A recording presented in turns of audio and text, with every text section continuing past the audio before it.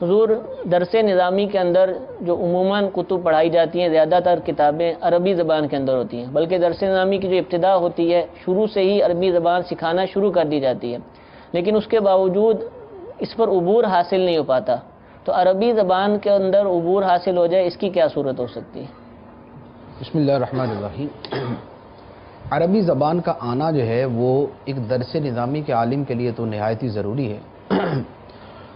اب عربی زبان میں مہارت کیسے حاصل ہو، اس کے لیے چند چیزیں ہیں، اگر ان پر استقامت کے ساتھ عمل کیا جائے تو عربی بہت اچھی ہو جاتی ہے۔ عربی عبارت بھی، عربی کا فہم بھی، عربی کی لغت بھی، اور عربی کی ووکیبلری جو ہے یعنی ذخیرہ الفاظ جو ہے وہ بھی اچھا ہو جاتا ہے۔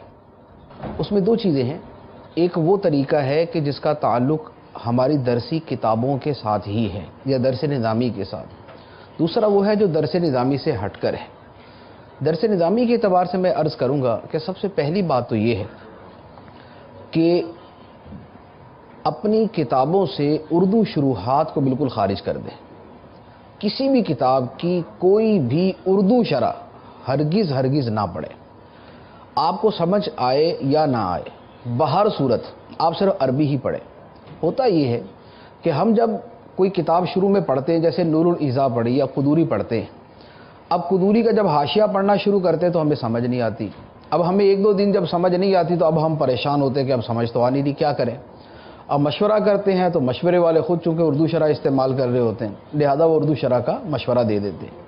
حالانکہ ہوتا یہ ہے کہ اگر آپ شاید ایک مہینہ یعنی صرف 30 دن آپ تکلف کر کے، مشقت برداشت کر کے آپ عربی حاشیہ ہی پڑھتے رہیں، صرف ایک مہینہ، تو ایک مہینے کے بعد آپ کو 80% جو عربی حاشیہ وہ سمجھ آنا شروع ہو جاتا ہے۔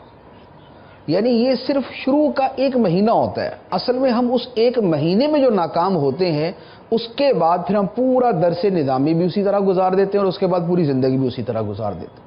تو لہذا سب سے پہلی بات تو یہ ہے کہ جب ہم کوئی کتاب پڑھتے ہیں تو اس کی صرف عربی شرح اور عربی حاشیہ پڑھیں، اردو کی طرف ہرگز نہ جائیں۔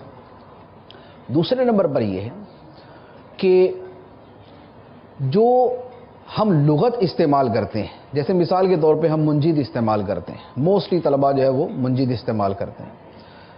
منجد بھی اصل میں عربک ٹو عربک ہے، یعنی وہ عربی سے عربی کے اندر ہی لغت ہے، لیکن ہم کون سی استعمال کرتے ہیں؟ عربی سے اردو والی۔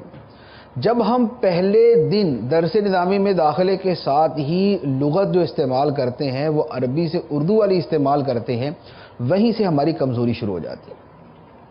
اگر آپ پہلے سال کے بعد یعنی جب آپ کو عربی بالکل ہی نہیں آتی اور ثانیہ کے اندر آپ کو عربی آنا شروع ہو جاتی ہے تو آپ عربی سے عربی لغت ہی استعمال کریں۔ عربی اچھا اگر دوسرے سال میں نہیں تو چلو آپ تیسرے سال تک چلے جائیں کہ چلے دوسرے سال میں آپ کو ذخیرہ الفاظ جو ہے وہ عربی الفاظ کا حاصل ہو جاتا ہے، تو آپ تیسرے سال کے اندر عربی سے عربی لغت استعمال کریں۔ جب عربی سے عربی لغت ہی آپ مستقل استعمال کریں گے تو اب آپ کا ذہن عربی میں ہی سمجھنا شروع کرے گا، عربی کے اندر ہی پڑھنا شروع کرے گا اور عربی کے اندر ہی سوچنا شروع کرے گا۔ یہ دوسرا کام۔ تیسرا کام جو درس نظامی سے خارج طور پر جو ہے وہ ہو سکتا ہے وہ یہ ہے کہ آپ جو خارجی مطالعہ کرتے ہیں اگر اس میں بھی آپ کوشش کریں کہ آپ عربی رسائل کا مطالعہ کریں اور عربی کتابیں پڑھیں۔ جیسے مثال کے طور پہ آپ کو عرض کروں، مکاشفۃ القلوب پڑھتے ہیں، مکاشفۃ القلوب جو ہے وہ عربی کے اندر بھی ہے، اردو کے اندر بھی، لیکن اگر آپ عربی میں پڑھیں، اچھا رسائل آپ پڑھتے ہیں جیسے امیر اہل سنت کے رسائل، آپ کو ایک کثیر تعداد کے اندر رسائل عربی کے اندر مل جائیں گے، عربی ترجمہ موجود ہے، اب رسائل بھی عربی کے اندر پڑھیں۔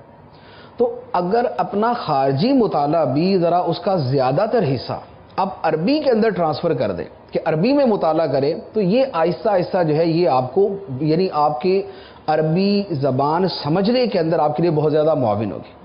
چوتھے نمبر پر یہ ہے کہ عربی شاعری سے مراد وہ شاعری کہ جو واض و نصیحت والی ہو اور نعتوں والی ہو یا حمد والی ہو، یعنی وہ جو بالکل ہی فضولیات والی ہے وہ شاعری نہیں کہہ رہا۔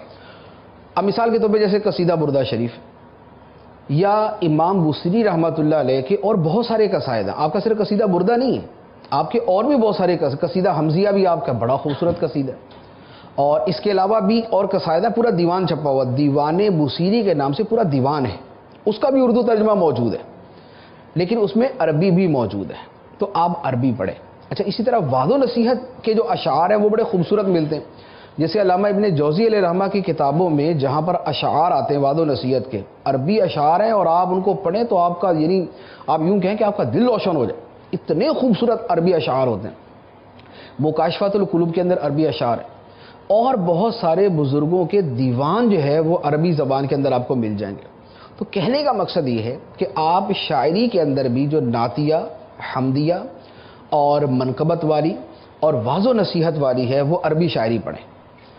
چوتھے نمبر پر آپ یہ کام کریں کہ قصے کہانیوں کی کتابیں ملتی ہیں، عربی کی قصے کہانیوں کی کتابیں ملتی ہیں، اور بڑی خوبصورت کتابیں ملتی ہیں، یعنی بڑی خوبصورت سے مرادی کہ ایک تو عربی ان کی بہت اچھی ہوتی ہے، دوسرا اس میں نصائح اور جو اس میں واعظ اور کوئی نصیحت کی باتیں وہ بڑی خوبصورت ہوتی، جیسے مثال کے طور پہ انبیاء کرام علیہم الصلوۃ والسلام کے واقعات پر مشتمل بڑی خوبصورت کتابیں آپ کو عربی میں مل جائیں گی، یعنی آپ مارکیٹ میں تلاش کریں گے بڑی خوبصورت کتابیں ملیں گی۔